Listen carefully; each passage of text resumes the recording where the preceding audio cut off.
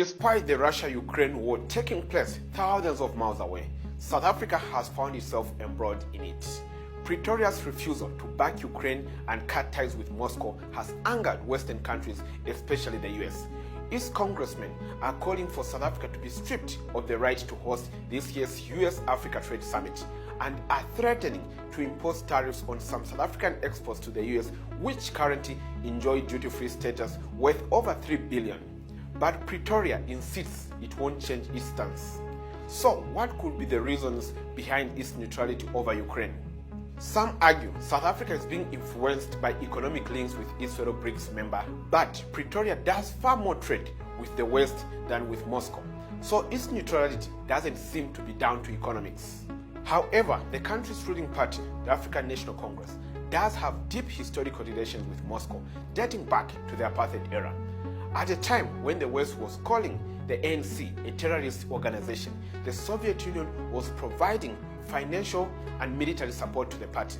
Many senior ANC political and military leaders, including the second post-apartheid president, Thabo Mbeki, received political and military training in the Soviet Union. Umkhonto we Sizwe, the ANC's armed wing, was mostly trained and armed by the Soviet Union. It is common to find South Africans with names such as Soviet, Lenin, and Moscow, a testament to the deep historical ties between the countries. But there's more to Pretoria's neutrality than just the warm and fuzzy ties with Mother Russia. Since 1994, the country's foreign policy has been anchored on non-alignment. The policy is characterized by using dialogue to resolve conflicts and, most importantly, not taking sides. Over the years, South Africa has maintained a foreign policy devoid of influence by any superpower bloc. Like former President Nelson Mandela said, "Your enemies must not be our enemies."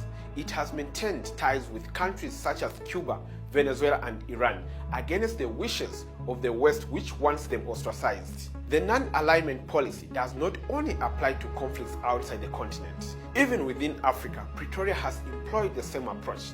The policy has helped it mediate in many conflicts, the latest being peace talks between the Ethiopian government and the Tigray People's Liberation Front. In 2008, South Africa led the post-election negotiations between Zimbabwe's ruling ZANU-PF and the opposition Movement for Democratic Change, helping to avoid a potential bloodbath.